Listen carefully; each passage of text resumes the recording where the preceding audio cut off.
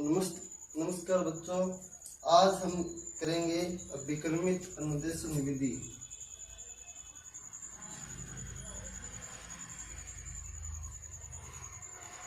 अभिक्रमित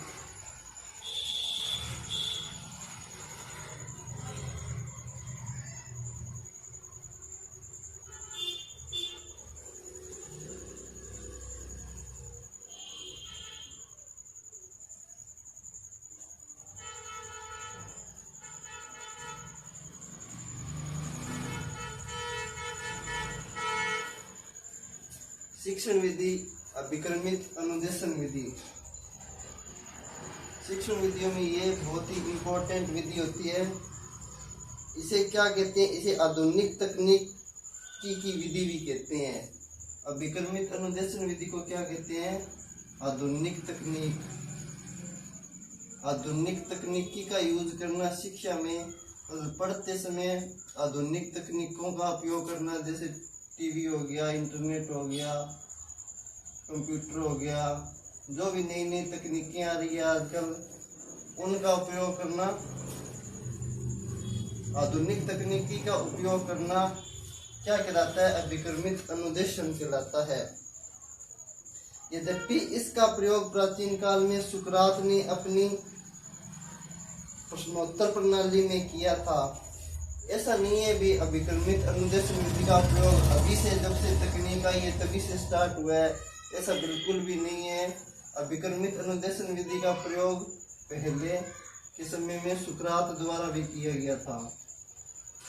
किसके द्वारा किया गया था? सुकरात के द्वारा अपनी शिक्षण विधि प्रश्नोत्तरी में, प्रश्नोत्तरी शिक्षण विधि में किया गया था। जो सुकरात की प्रश्नोत्तरी शिक्षण विधि थी ना, उसमें अभिक्रमित अनुदेशन विधि का प्रयोग किया गया था। ये नहीं कहेंगे भी अभी जो तकनीकें आई हैं तो अभी अभिक्रमित अनुदेशन स्टार्ट हुआ है। इसका प्रयोग हमेशा से होता आ रहा है, सुकरात के टाइम से होता आ रहा है। इसके बाद आगे है, इस विधि के प्रणेता है बीएफ स्किनर। ठीक है, ये विधि किसने दी थी? इसके प्रणेता कौन थे? प्रणेता है बीएफ स्किनर।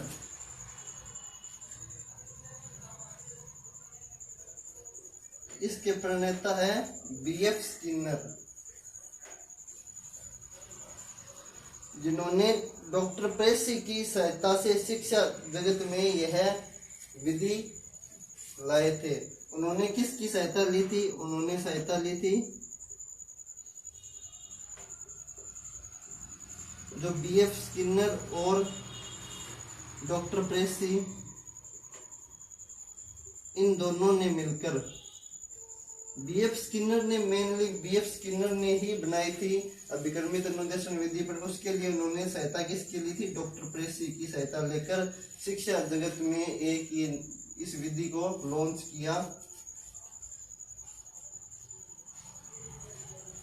उन्होंने अधिगम के मनोवैज्ञानिक सिद्धांतों को व्यवहार के रूप में, यानी इस विधि का क्या उद्देश्य है? भी जो अधिगम के सिद्धांत है, जो भी अधिगम के सिद्धांत है, उन्हें अधिगम के जो सिद्धांत है उन्हें व्यवहार में कैसे डालें, अधिगम के सिद्धांतों को व्यवहारिक जीवन में, व्यवहारिक जीवन। ठीक है, इनका मानना ऐसे था भी, ऐसे नहीं है भी अपने अधिगम के सिद्धांत पढ़ते जाएं और उसे रटते जाएं और इसके हिसाब से मतलब उनका उपयोग ही न करें। इनका मेन उद्देश्य था कि जो भी सीखने के जो भी सिद्धांत है, रुचि का सिद्धांत, प्रभाव का सिद्धांत, उसे हम अपने व्यवहारिक जीवन में डालकर उन सिद्धांतों का प्रयोग करके और उससे हम कुछ न कुछ सीखें, उससे मतलब अपने व्यवहार को परिवर्तित करें।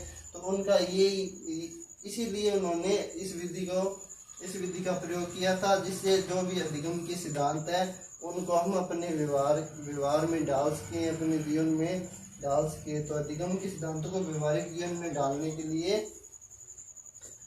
इस विधि का प्रयोग किया जाता है।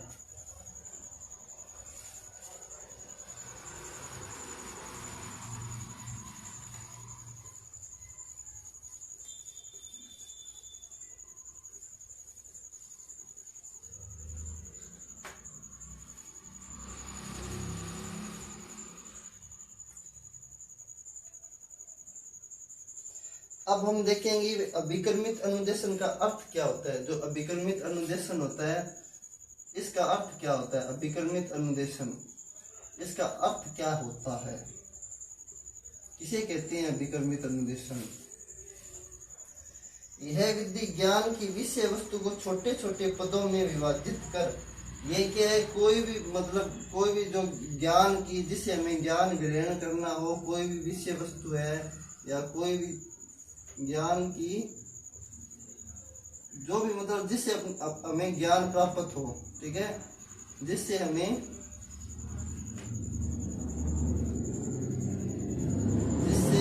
ज्ञान प्राप्त हो, उसे क्या करना है, उसे सबसे पहले तो छोटे छोटे पदों में विभक्त करना है। छोटे छोटे पदों में, छोटे छोटे पदों में विभक्त करना है सबसे पहले, ठीक है, जिससे हमें अधिगम, जिससे हम सीखते हैं, जो भी हमारी विषय वस्तु है या जो भी हमारे पास बुक्स है या जो भी सामग्री है जिससे हमें सीखना है, यानी जिससे हमें ज्ञान की प्राप्ति होती है, तो उसे पहले छोटे छोटे पदों में अभिकर्मित अनुदेशन विधि में क्या करेंगे, छोटे छोटे पदों में बांट देंगे। जैसे कोई भी एक निबंध है, मान लो निबंध या कुछ भी मतलब जो भी मैटर है सीखने का, ठीक है,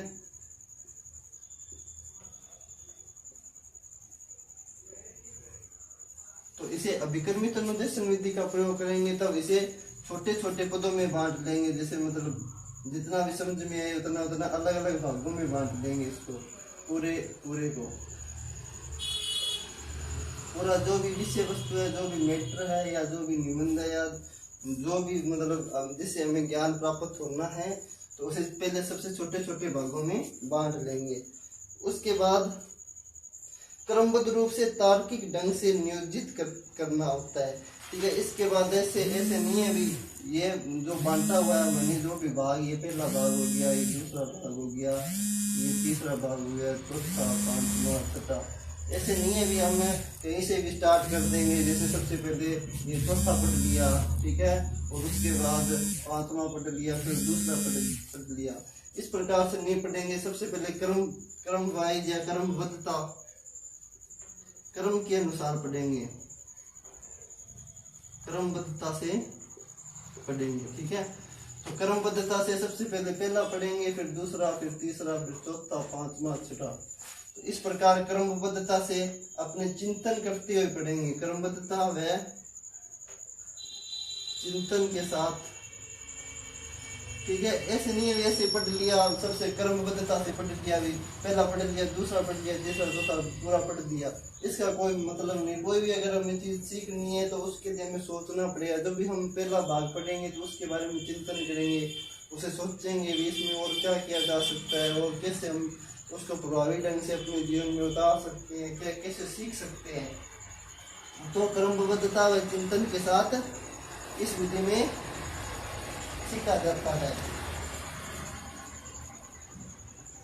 विद्यार्थी रुचिपूर्ण स्वय गति से स्वाध्याय की ओर अग्रसर होता है। इससे क्या होता है, विद्यार्थी है ना, वो अपनी रुचि के अनुसार अपने स्वाध्याय से बांट कर जो भी विषय वस्तु है उसको बांट कर स्वाध्याय के प्रति अपने आप से पढ़ता है और उसे पढ़ने में आसानी रहती है और इस कारण वो आसानी से उस चीज को ग्रहण कर सकता है।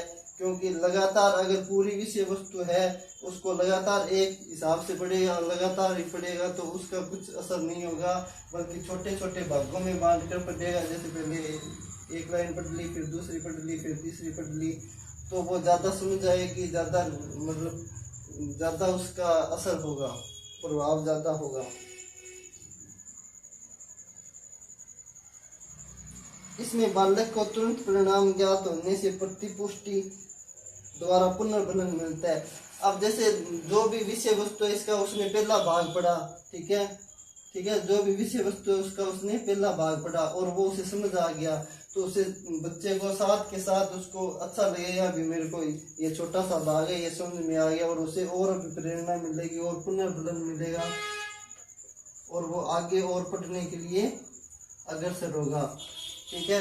अगर उसे और मतलब सारा ही पढ़ा और कुछ नहीं समझ में आया तो उसको विप्रेरित नहीं होगा, बार बार पुनर्बलन नहीं मिलता। इसमें थोड़े थोड़े छोटे छोटे भागों को समझ जाने के बाद बच्चे को पुनर्बलन मिलता है, जिससे वो और ज़्यादा पढ़ने के लिए प्रेरित होता है।